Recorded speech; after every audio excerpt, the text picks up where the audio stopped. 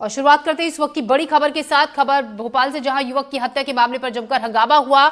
मृतक के परिजनों ने 2 थानों का घेराव किया और आरोपी की गिरफ्तारी की मांग को लेकर जमकर हंगामा किया।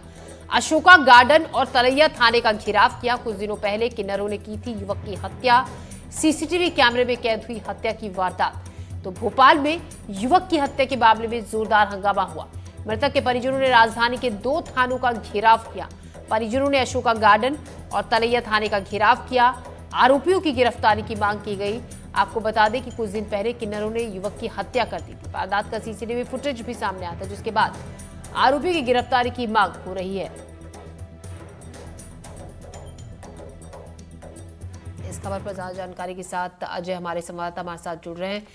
अजय, जमकर हंगामा यहाँ पर परिजनों ने और लोगों ने, सारे लोगों ने किया। वैसे भी पुलिस का क्या एक्शन इस तरफ लिया गया है, क्योंकि सीसीटीवी फुटेज भी वो सामने आया था जिसमें उस शख्स को पीटते हुए, मारते हुए किन्नर नजर आए थे।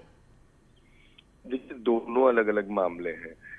तलैया थाने का मामला किन्नर के द्वारा हत्या करने का मामला है और अशोका गार्डन थाने का मामला यदि बात की जाए तो 200 मीटर तक एक जो गाड़ी चालक था उसने एक युवक को जान करके कलर डालने को लेकर विवाद हुआ था, जिसमें रौंद दिया था, जिसमें पुलिस ने जो है हत्या की धाराओं के तहत मामला दर्ज नहीं किया था।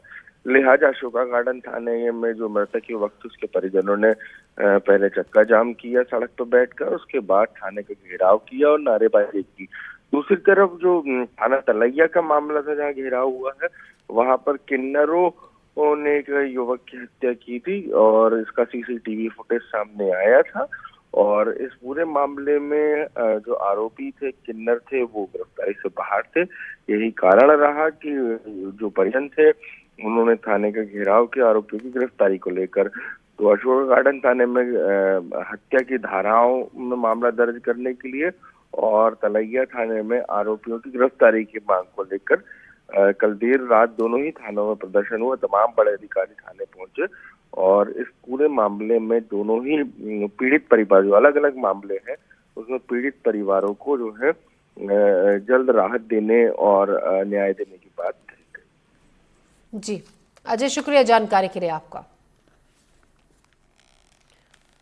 और अगली अहम खबर नीमच से, जहां नगर पालिका दफ्तर में जमकर हंगामा हुआ। सीएमओ और अध्यक्ष के सहायक के बीच बहस हुई। अध्यक्ष के सहायक राजेंद्र जैन पर गंभीर आरोप लगे हैं। अनुमति के बिना फाइल चेक करने का आरोप है। राजेंद्र जैन पर फाइल की फोटो खींचने का भी आरोप है। सीएमओ महेंद्र वशिष्ठ ने राजेंद्र जैन पर सवाल उठाए। दोनों के बीच बहस का वीडियो भी सामने आया।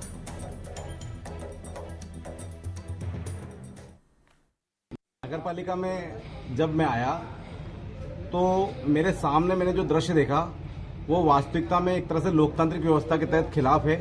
आज नगर पालिका के अंदर जिस तरह से पूर्व नगर पालिका के कार्यालय अधीक्षक राजेंद्र जैन जी द्वारा फाइलों को चेक करने के लिए पूरी अलमारी खोलकर स्वयं फाइलें निकाली जा रही और मर्जी पड़ रही जो फाइलें उसमें से ली जा रही और वहां पे खड़े अधीन से कर्मचारी सबके साथ बदतमीजी की जा रही, उनको डांटा जा रहा कि तुमने ये कहाँ रख दी, वो कहाँ रख दी।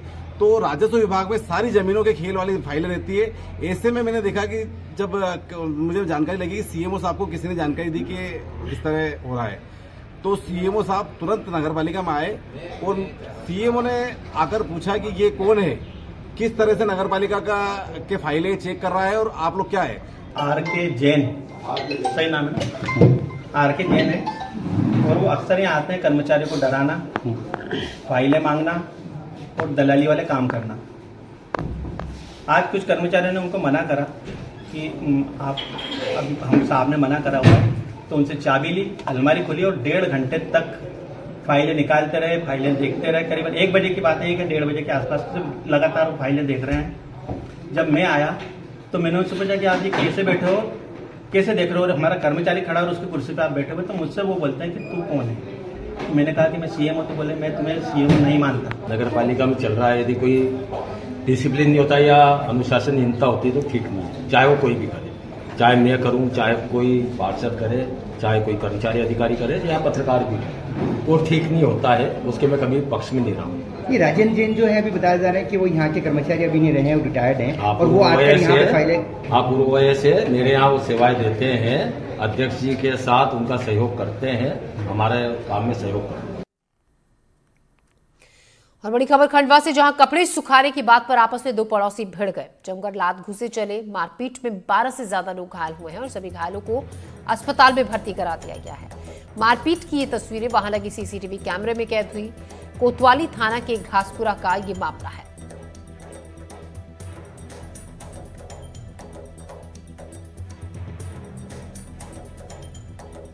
तो कपड़े सुखाने को लेकर दो पड़ोसियों में जमकर झगड़ा हुआ, मारपीट हुई, लात घूसे चले। ये पूरा झगड़ा वहां लगी सीसीटीवी कैमरे में कैद हो गया। पुलिस ने मामला दर्ज कर लिया है और जांच शुरू कर दी है। पूरा मामला कोतवाली थाना के घासपुरा इलाके का है। और अगली बड़ी खबर छतरपुर से, जहां अफीम के खिलाफ बड़ी कार्रवाई हुई। 5 दिन में 2 करोड़ की अफीम जब्त की गई। बमीठा चंदला क्षेत्र में यहां से जब्त की गई है अफीम। 4 लोगों को पुलिस ने गिरफ्तार भी किया है। इस मामले में छतरपुर पुलिस ने अफीम के खिलाफ बड़ी कार्रवाई की। पुलिस ने बीते 5 दिनों में 2 करोड़ से ज्यादा की अफीम की फसल को जब्त किया। 5 दिन में थाना बमीठा चंदला क्षेत्र से 7,800 अफीम के पौधे सूखा अफीम जब्त किया गया, जिसकी बाजार में कीमत करीब 1 करोड़ 40 लाख रुपए है। इस मामले में 4 आरोपियों को भी गिरफ्तार किया गया। थाना चंदला क्षेत्र अंतर्गत एक खेत पर कार्रवाई हुई है, जहां पर अफीम की खेती की जा रही थी। वहां पर 2800 पौधे, जिसका लगभग वजन 43 किलो और लगभग 40 लाख की कीमत है, उसको जब्त किया गया है और उसमें कार्रवाई की गई है। आरोपी को गिरफ्तार किया गया है। इसमें पूर्व में भी कुछ दिन पहले भी बमीठा थाना क्षेत्र अंतर्गत लगभग 5000 पौधे जो है अफीम के और मादक पदार्थ, उसको जब्त किया गया था, जिसकी लगभग 1 करोड़ की कीमत थी। तो इस प्रकार छतरपुर पुलिस के द्वारा लगभग 1.5 करोड़ की कीमत के मादक पदार्थ को जब्त किया गया है। जिस प्रकार से माननीय मुख्यमंत्री जी और वरिष्ठ अधिकारियों के निर्देश हैं कि अवैध पदार्थ का संग्रह, परिवहन जो भी कर रहा है, उस पर लगातार कार्रवाइयां की जाए। बुंदेलखंड में सूखाग्रस्त होने के साथ ही किसान जिस तरीके से अब खेती को बढ़ावा दे रहे हैं, ये अफीम की खेती करने लगे हैं।